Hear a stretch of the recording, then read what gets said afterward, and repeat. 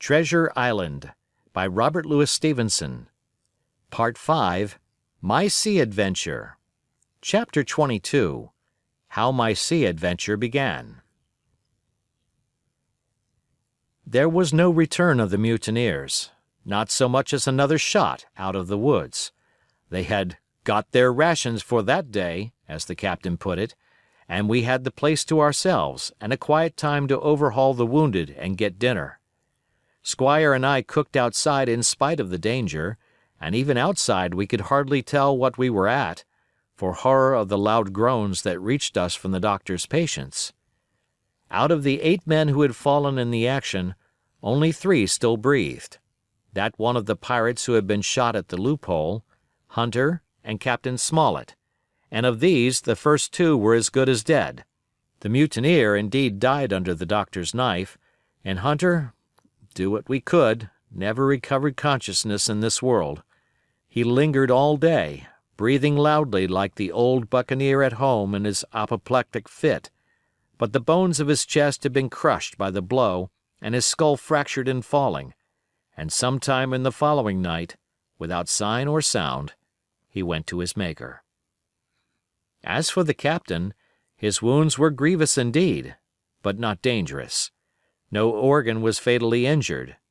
Anderson's ball, for it was Job that shot him first, had broken his shoulder blade and touched the lung, not badly. The second had only torn and displaced some muscles in the calf. He was sure to recover, the doctor said, but in the meantime, and for weeks to come, he must not walk nor move his arm, nor so much as speak when he could help it. My own accidental cut across the knuckles was a flea bite. Dr. Livesey patched it up with plaster and pulled my ears for me into the bargain. After dinner the squire and the doctor sat by the captain's side a while in consultation, and when they had talked to their heart's content, it being then a little past noon, the doctor took up his hat and pistols, girt on a cutlass, put the chart in his pocket, and with a musket over his shoulder crossed the palisade on the north side and set off briskly through the trees. Gray and I were sitting together at the far end of the blockhouse, to be out of earshot of our officers consulting, and Gray took his pipe out of his mouth and fairly forgot to put it back again, so thunderstruck he was at this occurrence. "Why, in the name of Davy Jones," said he, "is Dr. Livesey mad?" "Why, no," says I. "He's about the last of this crew for that, I take it." "Well, shipmate," said Gray, "mad he may not be, but if he's not, you mark my words, I am." "I take it," replied I, "the doctor has his idea, and if I'm right, he's going now to see Ben Gunn." I was right, as appeared later, but in the meantime, the house being stifling hot, and the little patch of sand inside the palisade ablaze with midday sun, I began to get another thought into my head, which was not by any means so right. What I began to do was to envy the doctor walking in the cool shadow of the woods with the birds about him and the pleasant smell of the pines, while I sat grilling, with my clothes stuck to the hot resin, and so much blood about me, and so many poor dead bodies lying all around, that I took a disgust of the place that was almost as strong as fear. All the time I was washing out the blockhouse, and then washing up the things from dinner, this disgust and envy kept growing stronger and stronger, till at last, being near a bread bag, and no one then observing me, I took the first step towards my escapade and filled both pockets of my coat with biscuit. I was a fool, if you like, and certainly I was going to do a foolish, overbold act, but I was determined to do it with all the precautions in my power. These biscuits, should anything befall me, would keep me, at least, from starving till far on in the next day. The next thing I laid hold of was a brace of pistols, and as I already had a powder horn and bullets, I felt myself well supplied with arms.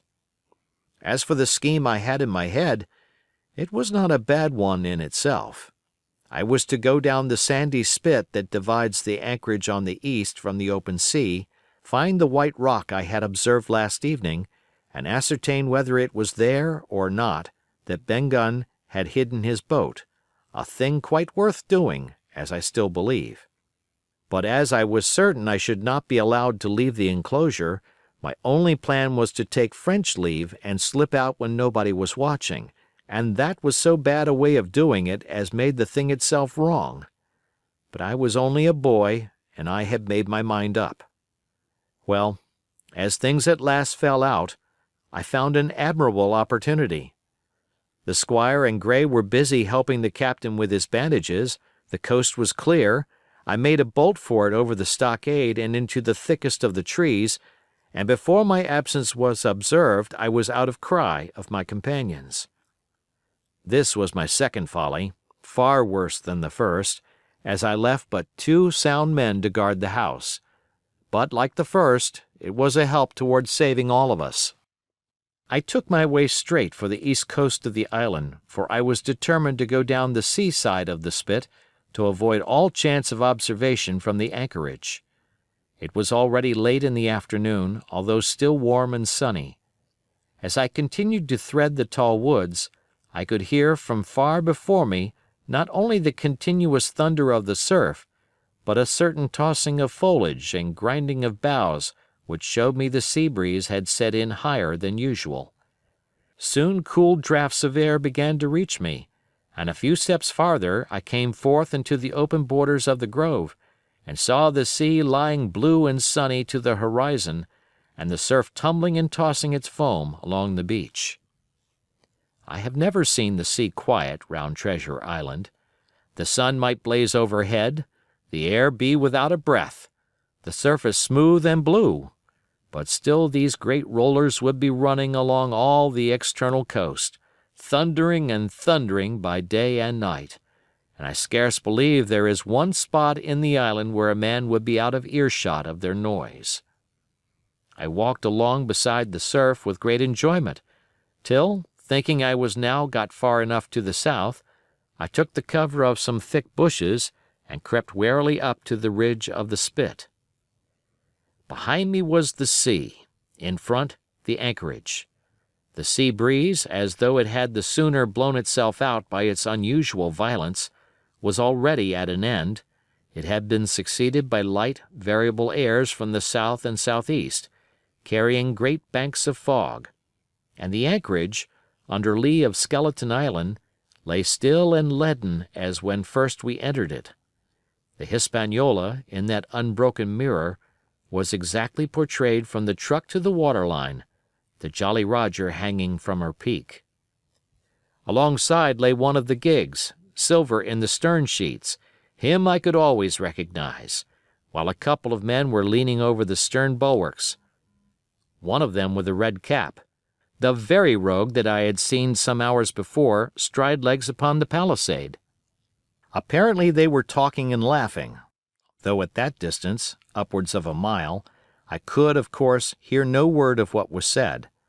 All at once there began the most horrid, unearthly screaming, which at first startled me badly, though I had soon remembered the voice of Captain Flint, and even thought I could make out the bird by her bright plumage as she sat perched upon her master's wrist. Soon after, the jolly boat shoved off and pulled for shore, and the man with the red cap and his comrade went below by the cabin companion. Just about the same time, the sun had gone down behind the spyglass, and as the fog was collecting rapidly, it began to grow dark in earnest. I saw I must lose no time if I were to find the boat that evening. The white rock, visible enough above the brush, was still some eighth of a mile further down the spit, and it took me a goodish while to get up with it, crawling, often on all fours, among the scrub. Night had almost come when I laid my hand on its rough sides. Right below it there was an exceedingly small hollow of green turf, hidden by banks and a thick underwood about knee-deep, that grew there very plentifully, and in the center of the dell, sure enough, a little tent of goatskins, like what the gypsies carry about with them in England. I dropped into the hollow, lifted the side of the tent, and there was Ben Gunn's boat. Homemade if ever anything was homemade, a rude, lopsided framework of tough wood, and stretched upon that a covering of goatskin, with the hair inside. The thing was extremely small, even for me, and I can hardly imagine that it would have floated with a full-sized man. There was one thwart set as low as possible, a kind of stretcher in the bows, and a double paddle for propulsion. I had not then seen a coracle, such as the ancient Britons made, but I have seen one since, and I can give you no fairer idea of Ben Gunn's boat than by saying it was like the first and the worst coracle ever made by man. But the great advantage of the coracle it certainly possessed, for it was exceedingly light and portable. Well, now that I had found the boat, you would have thought I had had enough of truantry for once, but in the meantime I had taken another notion, and become so obstinately fond of it that I would have carried it out, I believe, in the teeth of Captain Smollett himself. This was to slip out under cover of the night, cut the Hispaniola adrift, and let her go ashore where she fancied. I had quite made up my mind that the mutineers, after their repulse of the morning, had nothing nearer their hearts than to up anchor and away to sea. This, I thought, it would be a fine thing to prevent, and now that I had seen how they left their watchman unprovided with a boat, I thought it might be done with little risk. Down I sat to wait for darkness, and made a hearty meal of biscuit. It was a night out of 10,000 for my purpose. The fog had now buried all heaven. As the last rays of daylight dwindled and disappeared, absolute blackness settled down on Treasure Island. And when, at last, I shouldered the coracle and groped my way stumblingly out of the hollow where I had supped, there were but 2 points visible on the whole anchorage. One was the great fire on shore, by which the defeated pirates lay carousing in the swamp. The other, a mere blur of light upon the darkness, indicated the position of the anchored ship. She had swung round to the ebb. Her bow was now towards me, the only lights on board were in the cabin, and what I saw was merely a reflection on the fog of the strong rays that flowed from the stern window. The ebb had already run some time, and I had to wade through a long belt of swampy sand, where I sank several times above the ankle, before I came to the edge of the retreating water, and wading a little way in, with some strength and dexterity, set my coracle, keel downwards, on the surface. Chapter 23. The Ebb Tide Runs. The coracle, as I had ample reason to know before I was done with her, was a very safe boat for a person of my height and weight, both buoyant and clever in a seaway, but she was the most cross-grained, lopsided craft to manage. Do as you pleased, she always made more leeway than anything else, and turning round and round was the maneuver she was best at. Even Ben Gunn himself has admitted that she was queer to handle till you knew her way. Certainly I did not know her way. She turned in every direction but the one I was bound to go. The most part of the time we were broadside on, and I am very sure I never should have made the ship at all but for the tide. By good fortune, paddle as I pleased, the tide was still sweeping me down, and there lay the Hispaniola right in the fairway, hardly to be missed. First she loomed before me like a blot of something yet blacker than darkness, then her spars and hull began to take shape, and the next moment, as it seemed, for the farther I went the brisker grew the current of the ebb, I was alongside of her hawser and had laid hold. The hawser was as taut as a bowstring, and the current so strong she pulled upon her anchor. All round the hull, in the blackness, the rippling current bubbled and chattered like a little mountain stream. One cut with my sea gully, and the Hispaniola would go humming down the tide. So far so good, but it next occurred to my recollection that a taut hawser, suddenly cut, is a thing as dangerous as a kicking horse. 10 to 1, if I were so foolhardy as to cut the Hispaniola from her anchor, I and the coracle will be knocked clean out of the water. This brought me to a full stop, and if fortune had not again particularly favored me, I should have had to abandon my design. But the light airs which had begun blowing from the southeast and south had hauled round after nightfall into the southwest.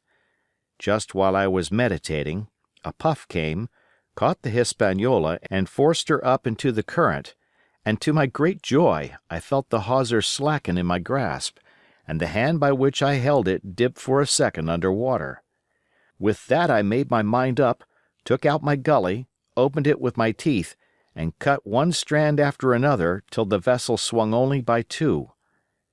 Then I lay quiet, waiting to sever these last when the strain should be once more lightened by a breath of wind. All this time I had heard the sound of loud voices from the cabin, but to say truth, my mind had been so entirely taken up with other thoughts that I had scarcely given ear. Now, however, when I had nothing else to do, I began to pay more heed. One I recognized for the coxswain's, Israel Hands, that had been Flint's gunner in former days. The other was, of course, my friend of the red nightcap. Both men were plainly the worse of drink, and they were still drinking, for even while I was listening, one of them, with a drunken cry, opened the stern window and threw out something, which I divined to be an empty bottle. But they were not only tipsy, it was plain that they were furiously angry. Oaths flew like hailstones, and every now and then came forth such an explosion as I thought was sure to end in blows. But each time the quarrel passed off and the voices grumbled lower for a while, until the next crisis came and in its turn passed away without result. On shore I could see the glow of the great campfire burning warmly through the shoreside trees. Someone was singing, a dull old droning sailor's song with a droop and a quaver at the end of every verse, and seemingly no end to it at all but the patience of the singer. I had heard it on the voyage more than once and remembered these words: "But one man of her crew alive, what put to sea with 75." And I thought it was a ditty rather too dolefully appropriate for a company that had met such cruel losses in the morning. But indeed, from what I saw, all these buccaneers were as callous as the sea they sailed on. At last the breeze came, the schooner sidled and drew nearer in the dark. I felt the hawser slacken once more, and with a good tough effort cut the last fibres through. The breeze had but little action on the coracle, and I was almost instantly swept against the bows of the Hispaniola. At the same time the schooner began to turn upon her heel, spinning slowly, end for end, across the current. I wrought like a fiend, for I expected every moment to be swamped, and since I found I could not push the coracle directly off, I now shoved straight astern. At length I was clear of my dangerous neighbor, and just as I gave the last impulsion, my hands came across a light cord that was trailing overboard across the stern bulwarks. Instantly I grasped it. Why I should have done so I can hardly say. It was at first mere instinct, but once I had it in my hands and found it fast, curiosity began to get the upper hand, and I determined I should have one look through the cabin window. I pulled in hand over hand on the cord, and when I judged myself near enough, rose at infinite risk to about half my height, and thus commanded the roof and a slice of the interior of the cabin. By this time the schooner and her little consort were gliding pretty swiftly through the water. Indeed, we had already fetched up level with the campfire. The ship was talking, as sailors say, loudly, treading the innumerable ripples with an incessant weltering splash, and until I got my eye above the window sill I could not comprehend why the watchman had taken no alarm. One glance, however, was sufficient, and it was only one glance that I durst take from that unsteady skiff. It showed me Hands and his companion locked together in deadly wrestle, each with a hand upon the other's throat. I dropped upon the thwart again, none too soon, for I was near overboard. I could see nothing for the moment but these two furious, encrimsoned faces swaying together under the smoky lamp, and I shut my eyes to let them grow once more familiar with the darkness. The endless ballad had come to an end at last, and the whole diminished company about the campfire had broken into the chorus I had heard so often. 50 men on the dead man's chest, yo-ho-ho, and a bottle of rum. Drink and the devil have done for the rest, yo-ho-ho, and a bottle of rum. I was just thinking how busy Drink and the devil were at that very moment in the cabin of the Hispaniola, when I was surprised by a sudden lurch of the coracle. At the same moment she yawed sharply and seemed to change her course. The speed in the meantime had strangely increased. I opened my eyes at once. All round me were little ripples combing over with a sharp bristling sound and slightly phosphorescent. The Hispaniola herself, a few yards in whose wake I was still being whirled along, seemed to stagger in her course, and I saw her spars toss a little against the blackness of the night. Nay, as I looked longer, I made sure she also was wheeling to the southward. I glanced over my shoulder, and my heart jumped against my ribs. There, right behind me, was the glow of the campfire. The current had turned at right angles, sweeping round along with it the tall schooner and the little dancing coracle. Ever quickening, ever bubbling higher, ever muttering louder, it went spinning through the narrows for the open sea. Suddenly the schooner in front of me gave a violent yaw, turning, perhaps, through 20 degrees, and almost at the same moment one shout followed another from on board. I could hear feet pounding on the companion ladder, and I knew that the two drunkards had at last been interrupted in their quarrel and awakened to a sense of their disaster. I lay down flat in the bottom of that wretched skiff, and devoutly recommended my spirit to its Maker. At the end of the straits I made sure we must fall into some bar of raging breakers where all my troubles would be ended speedily, and though I could perhaps bear to die, I could not bear to look upon my fate as it approached. So I must have lain for hours, continually beaten to and fro upon the billows, now and again wetted with flying sprays, and never ceasing to expect death at the next plunge. Gradually weariness grew upon me, a numbness, an occasional stupor, fell upon my mind even in the midst of my terrors, until sleep at last supervened, and in my sea-tossed coracle I lay and dreamed of home and the old Admiral Benbow. Chapter 24. The Cruise of the Coracle. It was broad day when I awoke and found myself tossing at the southwest end of Treasure Island. The sun was up, but was still hid from me behind the great bulk of the spyglass, which on this side descended almost to the sea in formidable cliffs.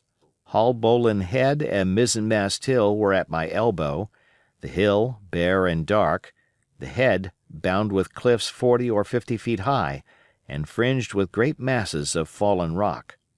I was scarce a quarter of a mile to seaward, and it was my first thought to paddle in and land. That notion was soon given over. Among the fallen rocks the breakers spouted and bellowed.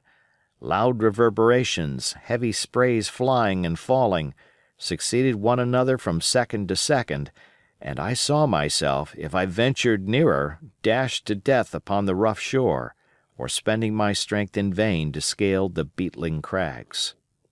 Nor was that all, for crawling together on flat tables of rock or letting themselves drop into the sea with loud reports, I beheld huge slimy monsters, soft snails, as it were, of incredible bigness, 2 or 3 score of them together, making the rocks to echo with their barkings. I have understood since that they were sea lions and entirely harmless, but the look of them, added to the difficulty of the shore and the high running of the surf, was more than enough to disgust me of that landing place. I felt willing rather to starve at sea than to confront such perils. In the meantime I had a better chance, as I supposed, before me. North of Haulbowline Head, the land runs in a long way, leaving at low tide a long stretch of yellow sand. To the north of that, again, there comes another cape, Cape of the Woods, as it was marked upon the chart, buried in tall green pines, which descended to the margin of the sea. I remembered what Silver had said about the current that sets northward along the whole west coast of Treasure Island, and seeing from my position that I was already under its influence, I preferred to leave Haulbowline Head behind me and reserve my strength for an attempt to land upon the kindlier-looking Cape of the Woods. There was a great smooth swell upon the sea. The wind blowing steady and gentle from the south, there was no contrariety between that and the current, and the billows rose and fell unbroken. Had it been otherwise, I must long ago have perished, but as it was, it is surprising how easily and securely my little and light boat could ride. Often, as I still lay at the bottom and kept no more than an eye above the gunwale, I would see a big blue summit heaving close above me, yet the coracle would but bounce a little, dance as if on springs, and subside on the other side into the trough as lightly as a bird. I began after a little to grow very bold and sat up to try my skill at paddling.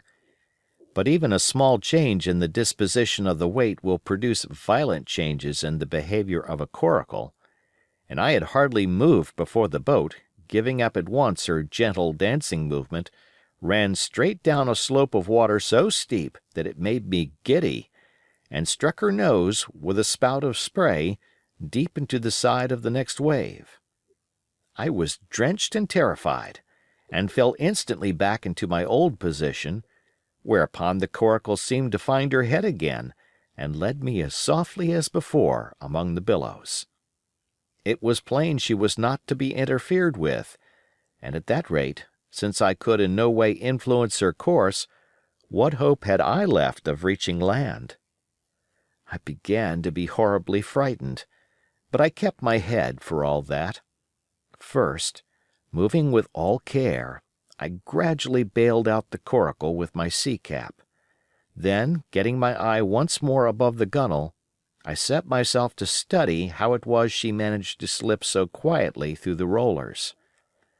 I found each wave, instead of the big, smooth, glossy mountain it looks from shore or from a vessel's deck, was for all the world like any range of hills on dry land, full of peaks and smooth places and valleys. The coracle, left to herself, turning from side to side, threaded, so to speak, her way through these lower parts and avoided the steep slopes and higher, toppling summits of the wave.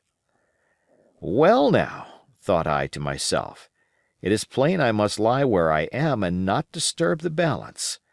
But it is plain also that I can put the paddle over the side and from time to time, in smooth places, give her a shove or two towards land. No sooner thought upon than done. There I lay on my elbows in the most trying attitude, and every now and again gave a weak stroke or two to turn her head to shore. It was very tiring and slow work, yet I did visibly gain ground, and as we drew near the Cape of the Woods, though I saw I must infallibly miss that point, I had still made some 100 yards of easting. I was indeed close in.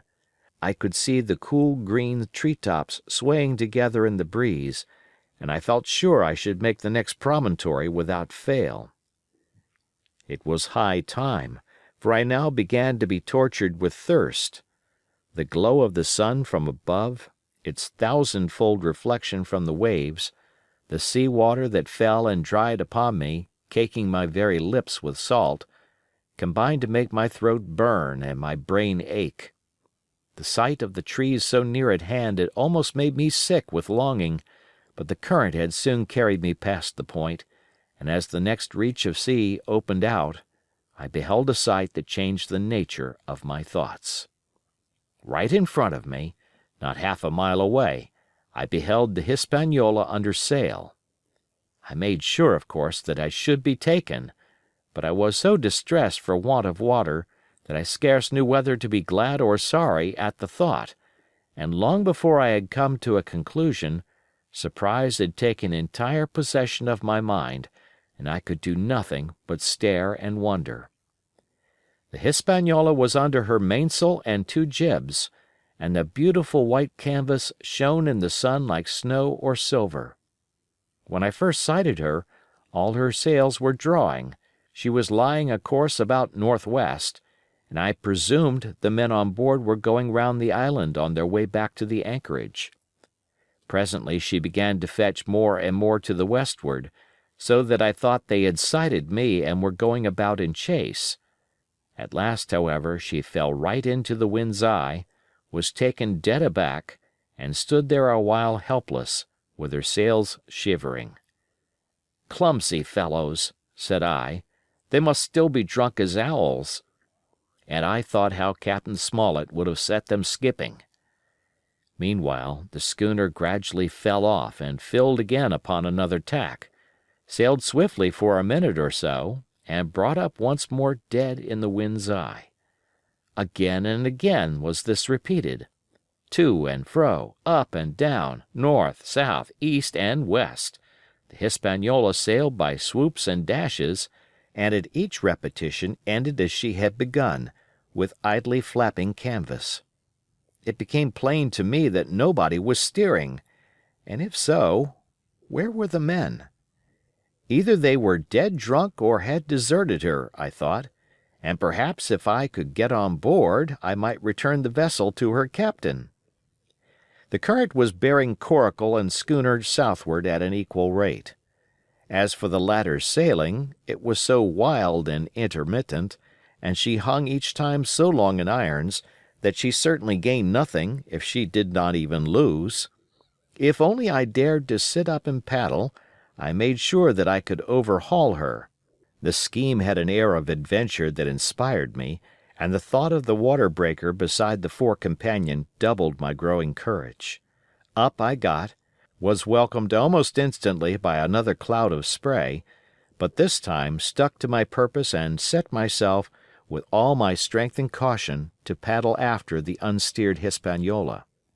Once I shipped a sea so heavy that I had to stop and bail, with my heart fluttering like a bird, but gradually I got into the way of the thing and guided my coracle among the waves, with only now and then a blow upon her bows and a dash of foam in my face. I was now gaining rapidly on the schooner.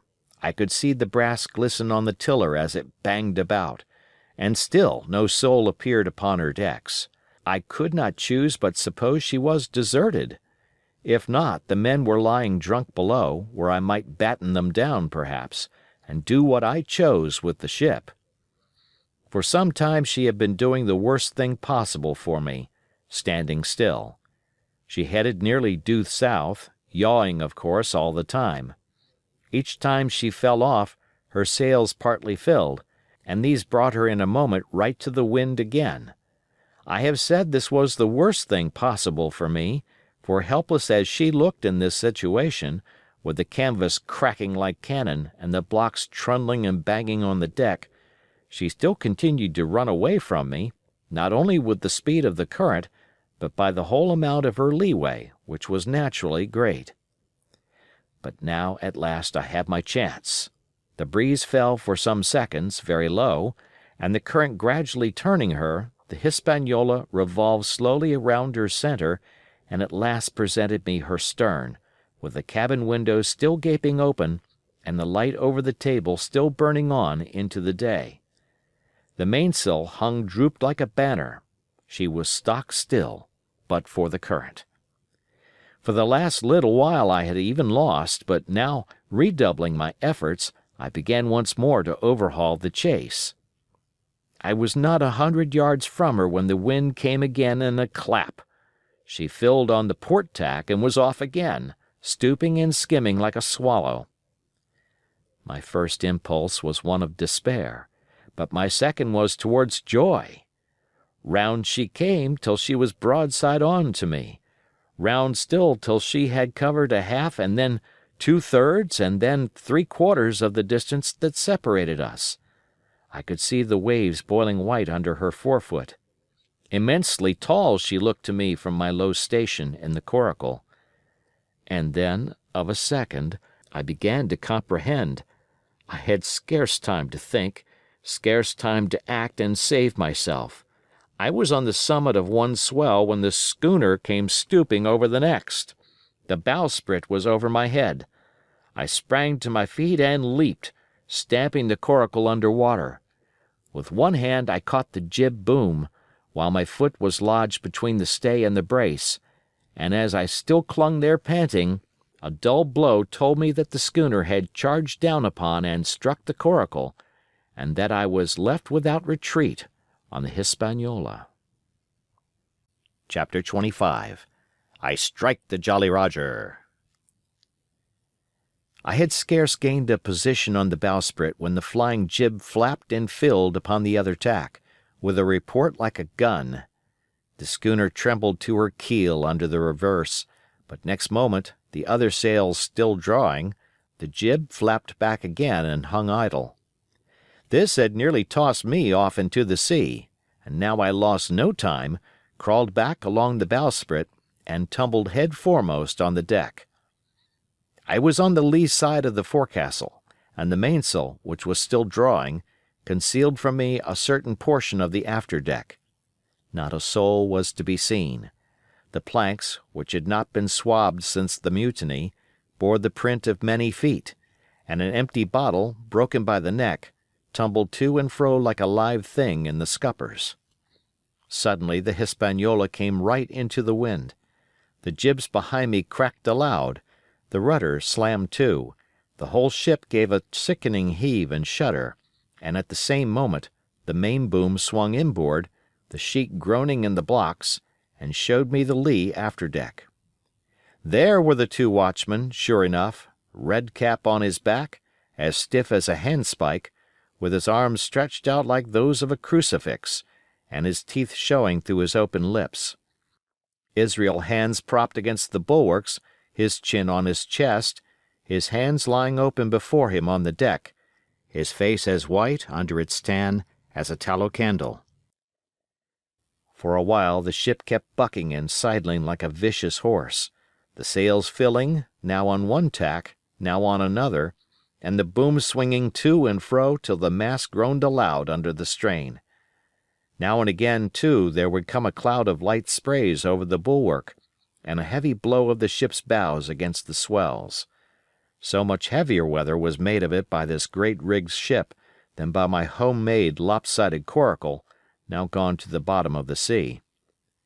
At every jump of the schooner, Red Cap slipped to and fro, but, what was ghastly to behold, neither his attitude nor his fixed, teeth-disclosing grin was any way disturbed by this rough usage. At every jump, too, Hands appeared still more to sink into himself and settle down upon the deck, his feet sliding ever the farther out, and the whole body canting towards the stern, so that his face became, little by little, hid from me, and at last I could see nothing beyond his ear and the frayed ringlet of one whisker. At the same time I observed, around both of them, splashes of dark blood upon the planks, and began to feel sure that they had killed each other in their drunken wrath. While I was thus looking and wondering, in a calm moment when the ship was still, Israel Hands turned partly round and with a low moan writhed himself back to the position in which I had seen him first. The moan, which told of pain and deadly weakness, and the way in which his jaw hung open went right to my heart. But when I remembered the talk I had overheard from the apple barrel, all pity left me. I walked aft until I reached the mainmast. "Come aboard, Mr. Hands," I said ironically. He rolled his eyes round heavily, but he was too far gone to express surprise. All he could do was to utter one word, "Brandy." It occurred to me there was no time to lose, and dodging the boom as it once more lurched across the deck, I slipped aft and down the companion stairs into the cabin. It was such a scene of confusion as you can hardly fancy. All the lockfast places had been broken open in quest of the chart. The floor was thick with mud where ruffians had sat down to drink or consult after wading in the marshes round their camp. The bulkheads, all painted in clear white and beaded round with gilt, bore a pattern of dirty hands. Dozens of empty bottles clinked together in corners to the rolling of the ship. One of the doctor's medicinal books lay open on the table, half of the leaves gutted out, I suppose, for pipe lights. In the midst of all this the lamp still cast a smoky glow, obscure and brown as umber. I went into the cellar. All the barrels were gone, and of the bottles a most surprising number had been drunk out and thrown away.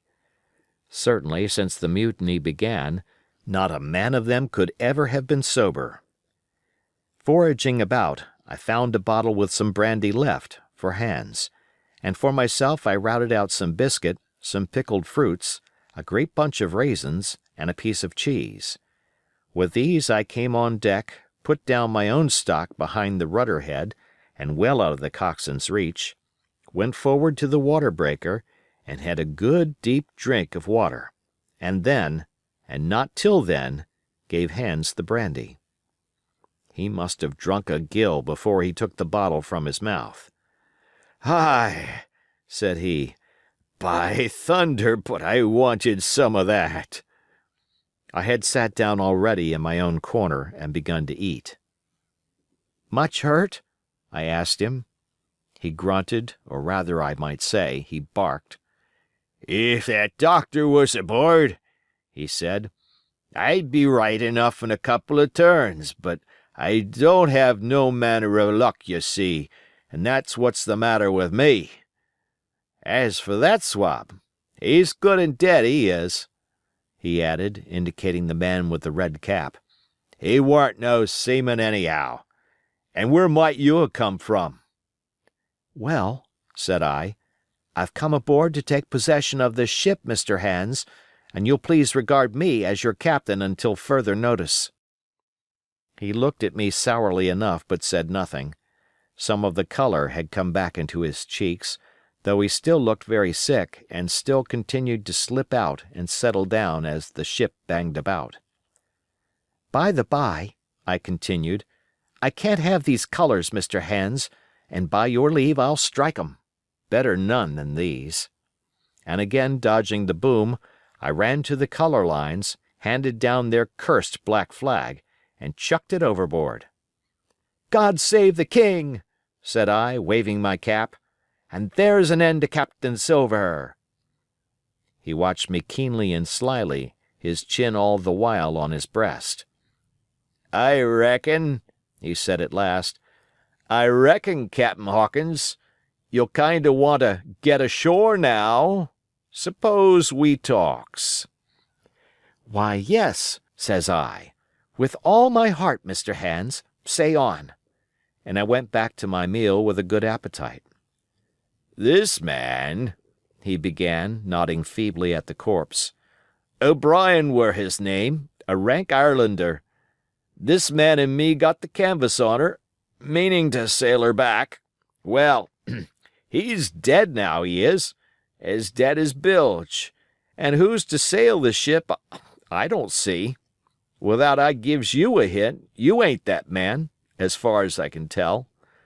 Now, look here, you gives me food and drink and an old scarf or handkercher to tie my wound up, you do, and I'll tell you how to sail her, and that's about square all round, I take it."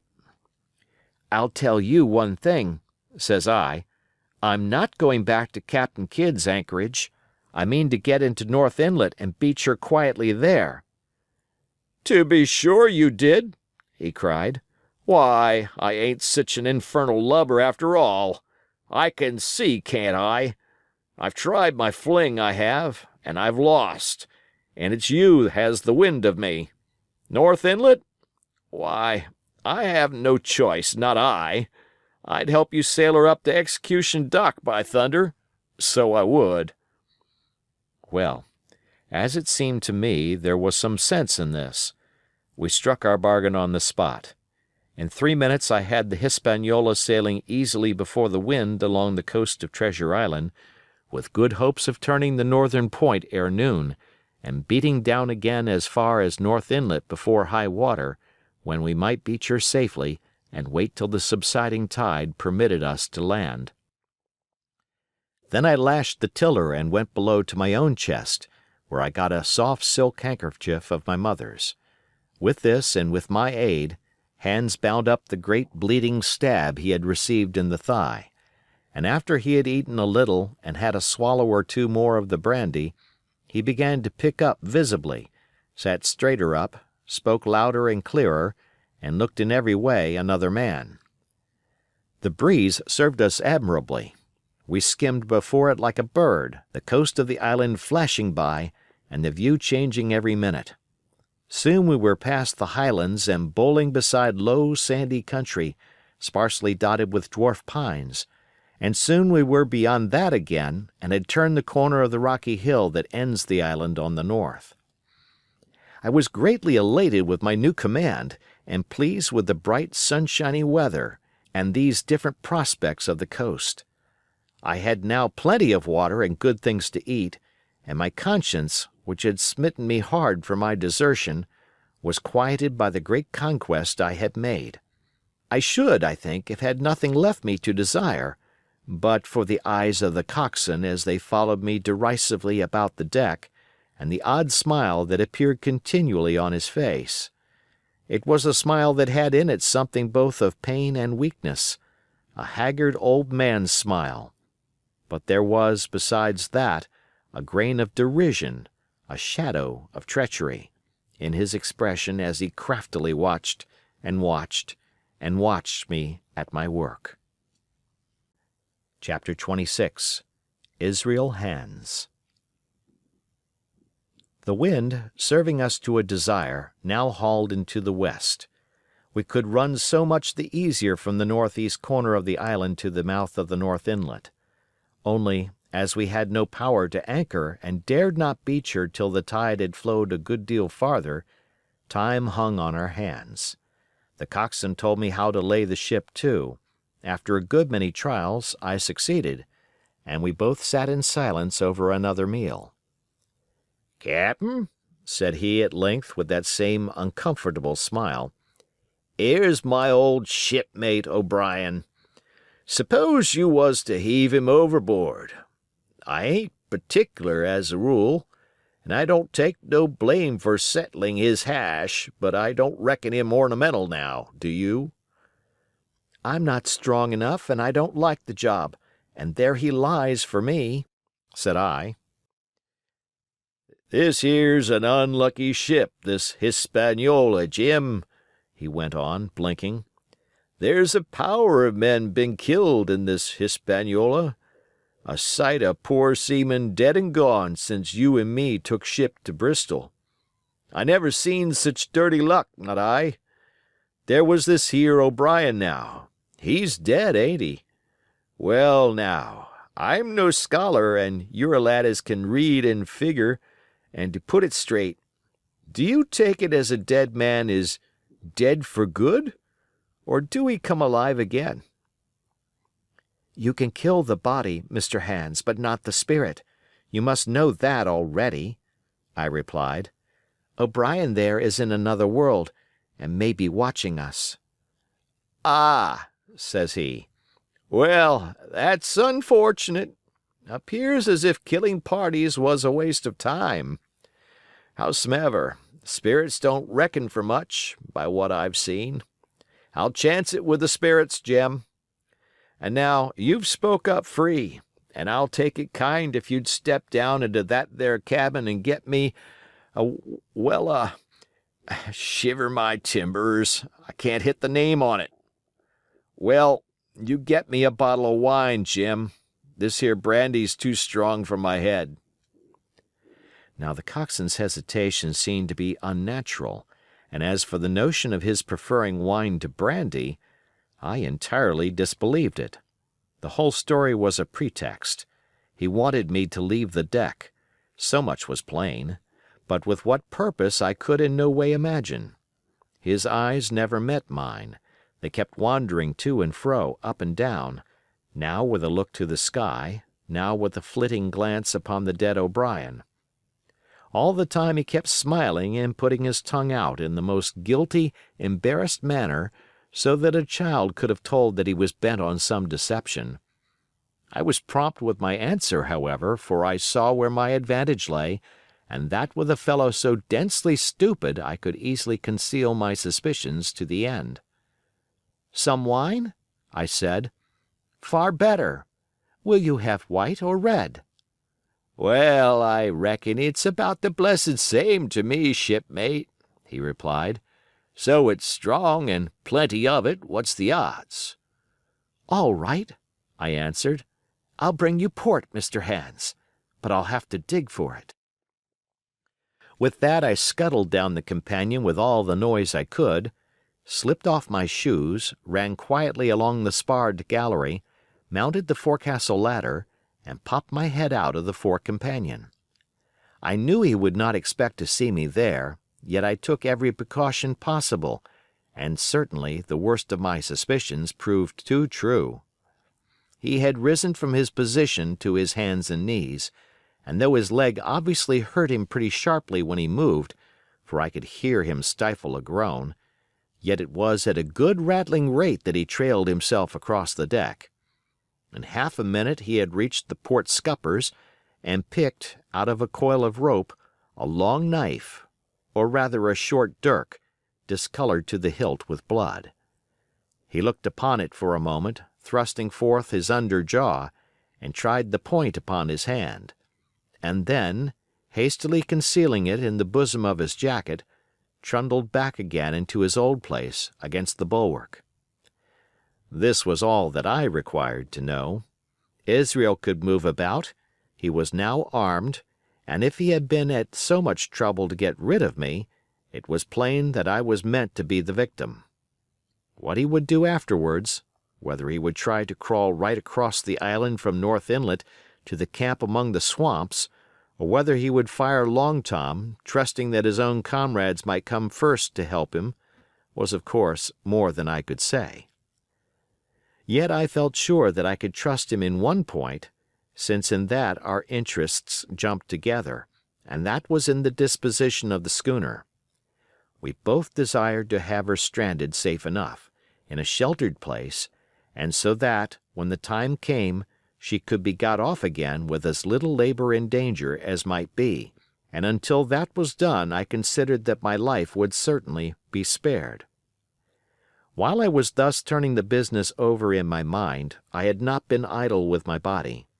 I had stolen back to the cabin, slipped once more into my shoes, and laid my hand at random on a bottle of wine, and now, with this for an excuse, I made my reappearance on the deck. Hans lay as I had left him, all fallen together in a bundle, and with his eyelids lowered as though he were too weak to bear the light.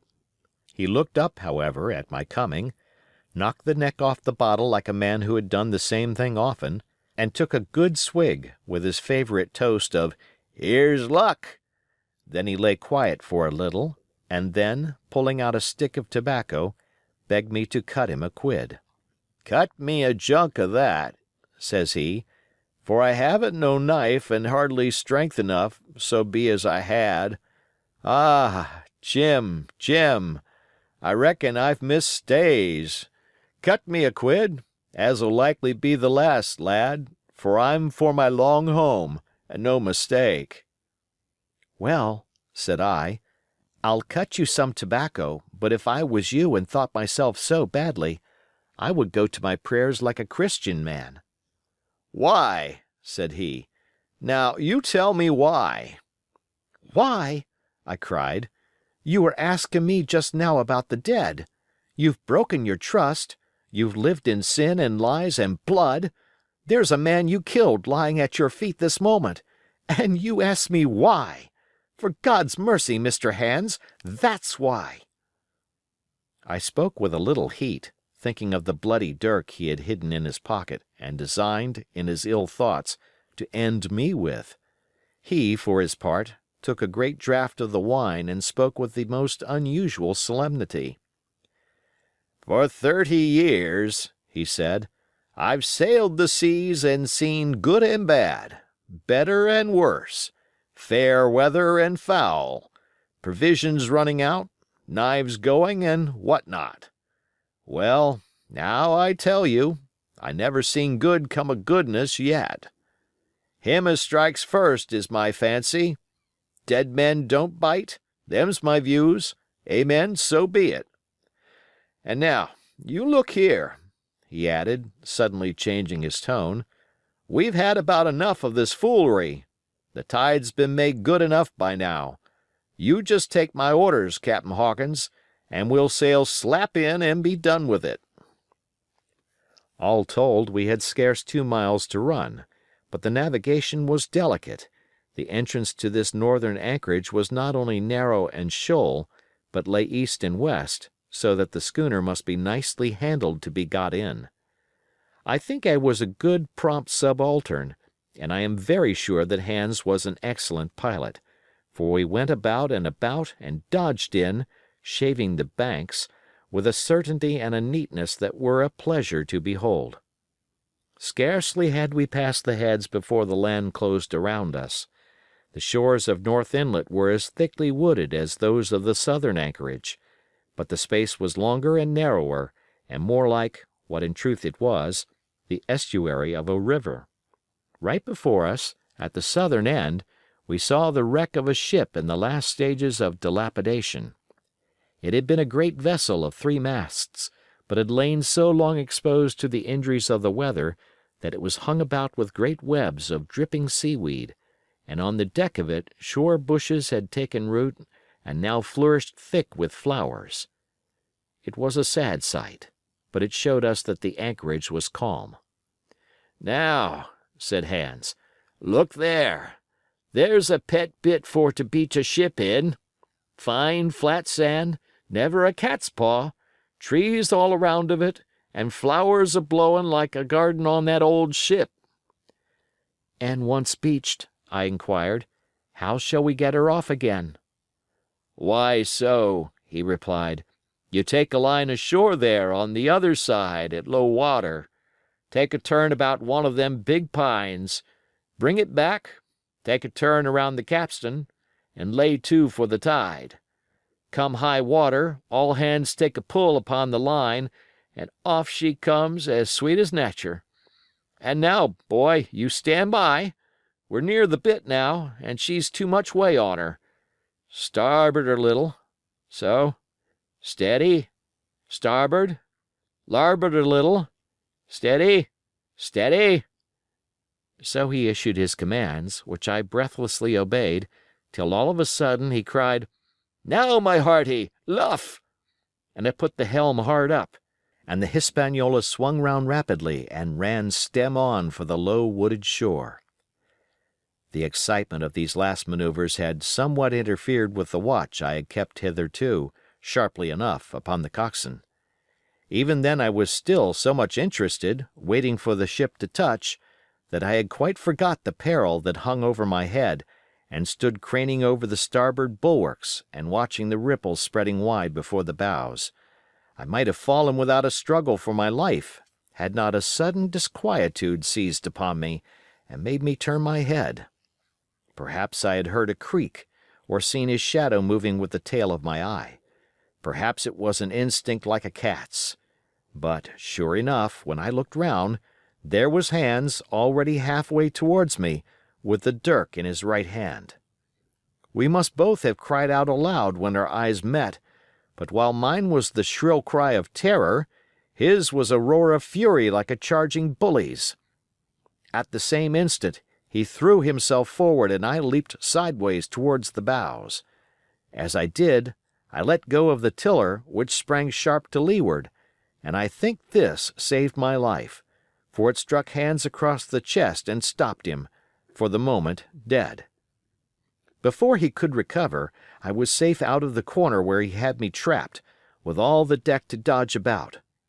Just forward of the mainmast, I stopped, drew a pistol from my pocket, took a cool aim, though he had already turned and was once more coming directly after me, and drew the trigger. The hammer fell, but there followed neither flash nor sound. The priming was useless with sea water. I cursed myself for my neglect. Why had not I, long before, reprimed and reloaded my only weapons? Then I should not have been as now, a mere fleeing sheep before this butcher. Wounded as he was, it was wonderful how fast he could move, his grizzled hair tumbling over his face, and his face itself as red as a red ensign with his haste and fury. I had no time to try my other pistol, nor indeed much inclination, for I was sure it would be useless. One thing I saw plainly: I must not simply retreat before him, or he would speedily hold me boxed into the bows, as a moment since he had so nearly boxed me in the stern. Once so caught, and 9 or 10 inches of the blood-stained dirk would be my last experience on this side of eternity. I placed my palms against the mainmast, which was of a goodish bigness, and waited, every nerve upon the stretch. Seeing that I meant to dodge, he also paused, and a moment or two passed in feints on his part and corresponding movements upon mine. It was such a game as I had often played at home about the rocks of Black Hill Cove, but never before, you may be sure, with such a wildly beating heart as now. Still, as I say, it was a boy's game, and I thought I could hold my own at it against an elderly seaman with a wounded thigh. Indeed, my courage had begun to rise so high that I allowed myself a few darting thoughts on what would be the end of the affair, and while I saw certainly that I could spin it out for long, I saw no hope of any ultimate escape. Well, while things stood thus, suddenly the Hispaniola struck, staggered, ground for an instant in the sand, and then, swift as a blow, canted over to the port side till the deck stood at an angle of 45 degrees, and about a puncheon of water splashed into the scupper holes, and lay in a pool between the deck and bulwark. We were both of us capsized in a second, and both of us rolled, almost together, into the scuppers. The dead Red Cap, with his arms still spread out, tumbled stiffly after us. So near were we, indeed, that my head came against the coxswain's foot with a crack that made my teeth rattle. Blow and all, I was the first afoot again, for hands had got involved with the dead body. The sudden canting of the ship had made the deck no place for running on. I had to find some new way of escape, and that upon the instant, for my foe was almost touching me. Quick as thought, I sprang into the mizzen shrouds, rattled up hand over hand, and did not draw a breath till I was seated on the crosstrees. I had been saved by being prompt. The dirk had struck not a half a foot below me as I pursued my upward flight, and there stood Israel Hands with his mouth open and his face upturned to mine, a perfect statue of surprise and disappointment. Now that I had a moment to myself, I lost no time in changing the priming of my pistol, and then, having one ready for service, and to make assurance doubly sure, I proceeded to draw the load of the other and recharge it afresh from the beginning. My new employment struck Hands all of a heap. He began to see the dice going against him, and after an obvious hesitation, he also hauled himself heavily into the shrouds, and with the dirk in his teeth began slowly and painfully to mount. It cost him no end of time and groans to haul his wounded leg behind him, and I had quietly finished my arrangements before he was much more than a third of the way up. Then, with a pistol in either hand, I addressed him. "One more step, Mr. Hands," said I, "and I'll blow your brains out. Dead men don't bite, you know," I added with a chuckle. He stopped instantly. I could see by the working of his face that he was trying to think, and the process was so slow and laborious that, in my newfound security, I laughed aloud. At last, with a swallow or two, he spoke, his face still wearing the same expression of extreme perplexity. In order to speak, he had to take the dagger from his mouth, but in all else he remained unmoved. "Jim," says he, "I reckon we're fouled, you and me, and we'll have to sign articles. I'd have had you but for that there lurch, but I don't have no luck, not I. And I reckon I'll have to strike, which comes hard, you see, for a master mariner to a ship's yonker like you, Jim." I was drinking in his words and smiling away, as conceited as a cock upon a wall, when, all in a breath, back went his right hand over his shoulder. Something sang like an arrow through the air.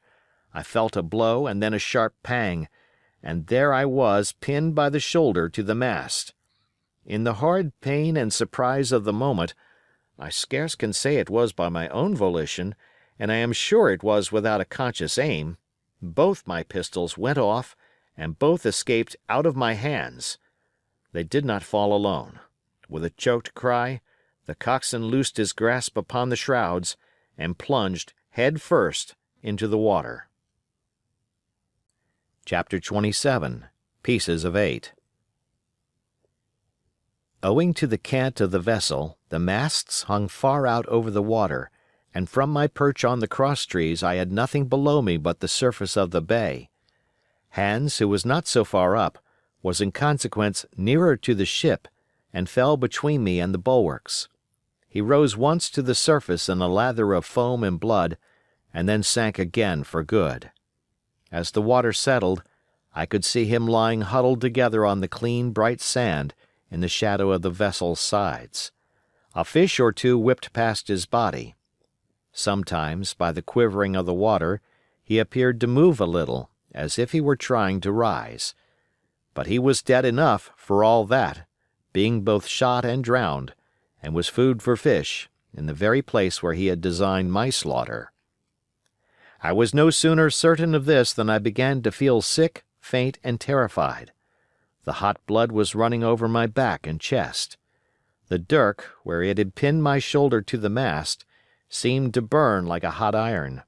Yet it was not so much these real sufferings that distressed me, for these, it seemed to me, I could bear without a murmur.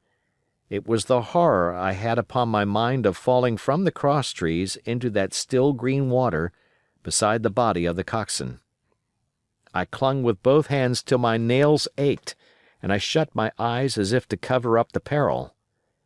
Gradually my mind came back again, my pulses quieted down to a more natural time, and I was once more in possession of myself. It was my first thought to pluck forth the dirk, but either it stuck too hard, or my nerve failed me, and I desisted with a violent shudder. Oddly enough, that very shudder did the business. The knife, in fact, had come the nearest in the world to missing me altogether. It held me by a mere pinch of skin, and this the shudder tore away. The blood run down the faster, to be sure, but I was my own master again, and only tacked to the mast by my coat and shirt. These last I broke through with a sudden jerk, and then regained the deck by the starboard shrouds. For nothing in the world would I have again ventured, shaken as I was, upon the overhanging port shrouds from which Israel had so lately fallen. I went below and did what I could for my wound. It pained me a good deal and still bled freely, but it was neither deep nor dangerous, nor did it greatly gall me when I used my arm. Then I looked around me, and as the ship was now, in a sense, my own, I began to think of clearing it from its last passenger, the dead man, O'Brien. He had pitched, as I have said, against the bulwarks, where he lay like some horrible, ungainly sort of puppet. Life-size, indeed, but how different from life's color or life's comeliness. In that position I could easily have my way with him, and as the habit of tragical adventures had worn off almost all my terror for the dead, I took him by the waist as if he had been a sack of bran, and with one good heave, tumbled him overboard. He went in with a sounding plunge, the red cap came off and remained floating on the surface, and as soon as the splash subsided, I could see him and Israel lying side by side, both wavering with the tremulous movement of the water. O'Brien, though still quite a young man, was very bald. There he lay, with that bald head across the knees of the man who had killed him, and the quick fishes steering to and fro over both. I was now alone upon the ship. The tide had just turned. The sun was within so few degrees of setting that already the shadow of the pines upon the western shore began to reach right across the anchorage and fall in patterns on the deck. The evening breeze had sprung up, and though it was well warded off by the hill with the two peaks upon the east, the cordage had begun to sing a little softly to itself and the idle sails to rattle to and fro. I began to see a danger to the ship. The jibs I speedily doused and brought tumbling to the deck, but the mainsail was a harder matter. Of course, when the schooner canted over, the boom had swung outboard, and the cap of it and a foot or two of sail hung even under water. I thought this made it still more dangerous, yet the strain was so heavy that I half feared to meddle. At last I got my knife and cut the halyards. The peak dropped instantly. A great belly of loose canvas floated broad upon the water, and since, pull as I liked, I could not budge the downhaul, that was the extent of what I could accomplish. For the rest, the Hispaniola must trust to luck, like myself. By this time the whole anchorage had fallen into shadow, the last rays, I remember, falling through a glade of the wood and shining bright as jewels on the flowery mantle of the wreck. It began to be chill. The tide was rapidly fleeting seaward, the schooner settling more and more on her beam ends. I scrambled forward and looked over. It seemed shallow enough, and holding the cut hawser in both hands for a last security, I let myself drop softly overboard. The water scarcely reached my waist. The sand was firm and covered with ripple marks, and I waded ashore in great spirits, leaving the Hispaniola on her side, with her mainsail trailing wide upon the surface of the bay. About the same time, the sun went fairly down and the breeze whistled low in the dusk among the tossing pines. At least and at last I was off the sea, nor had I returned thence empty-handed. There lay the schooner, clear at last from buccaneers and ready for our own men to board and get to sea again. I had nothing nearer my fancy than to get home to the stockade and boast of my achievements. Possibly I might be blamed a bit for my truantry, but the recapture of the Hispaniola was a clenching answer, and I hoped that even Captain Smollett would confess I had not lost my time. So thinking, and in famous spirits, I began to set my face homeward for the blockhouse and my companions. I remembered that the most easterly of the rivers which drain into Captain Kidd's anchorage ran from the two-peaked hill upon my left, and I bent my course in that direction, that I might pass the stream while it was small. The wood was pretty open, and keeping along the lower spurs I had soon turned the corner of that hill, and not long after waded to the mid-calf across the watercourse. This brought me near to where I had encountered Ben Gunn, the maroon, and I walked more circumspectly, keeping an eye on every side. The dusk had come nigh hand completely, and as I opened out the cleft between the two peaks, I became aware of a wavering glow against the sky where, as I judged, the man of the island was cooking his supper before a roaring fire. And yet I wondered in my heart that he should show himself so careless. For if I could see this radiance, might it not reach the eyes of Silver himself where he camped upon the shore among the marshes? Gradually the night fell blacker. It was all I could do to guide myself even roughly towards my destination. The double hill behind me and the spyglass on my right hand loomed faint and fainter.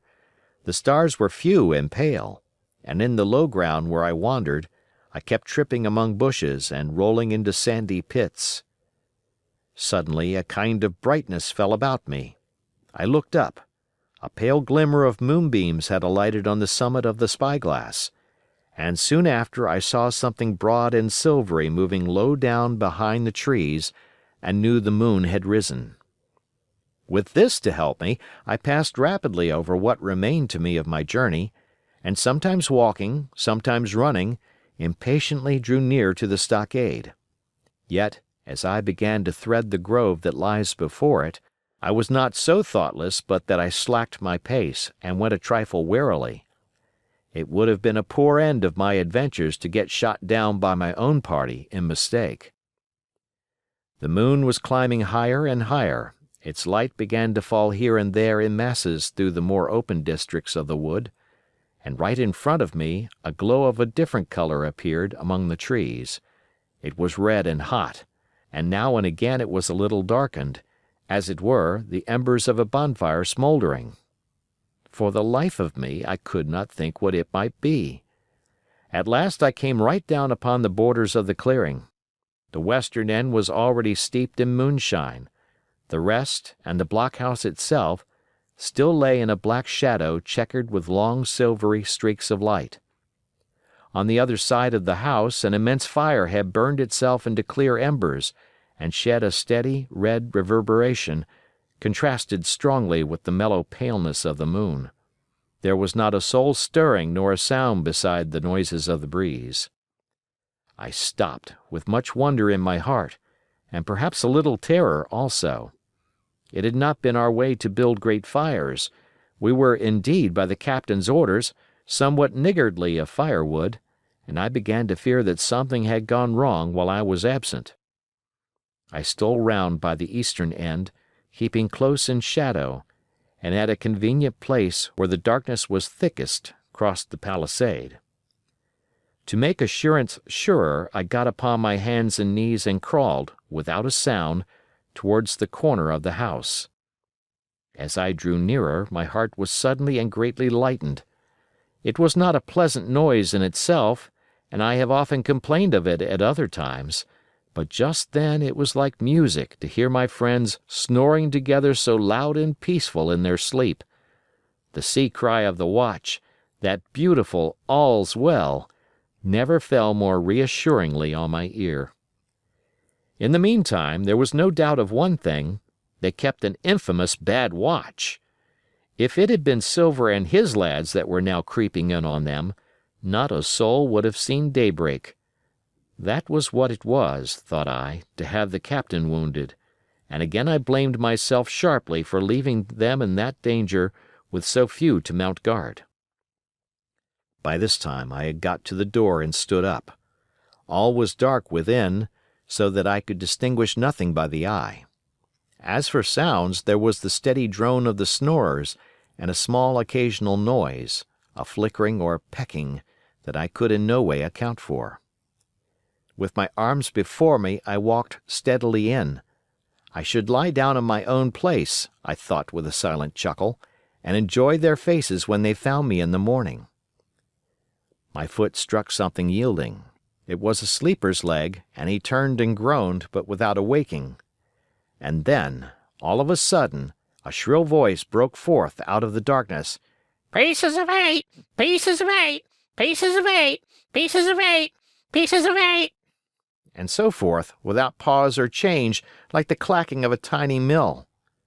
Silver's green parrot, Captain Flint! It was she whom I had heard pecking at a piece of bark. It was she, keeping better watch than any human being, who thus announced my arrival with her wearisome refrain. I had no time left me to recover. At the sharp clipping tone of the parrot, the sleepers awoke and sprang up, and with a mighty oath the voice of Silver cried, "Who goes?" I turned to run, struck violently against one person, recoiled, and ran full into the arms of a second, who for his part closed upon and held me tight. "Bring a torch, Dick," said Silver when my capture was thus assured, and one of the men left the log house and presently returned with a lighted brand. End of chapter.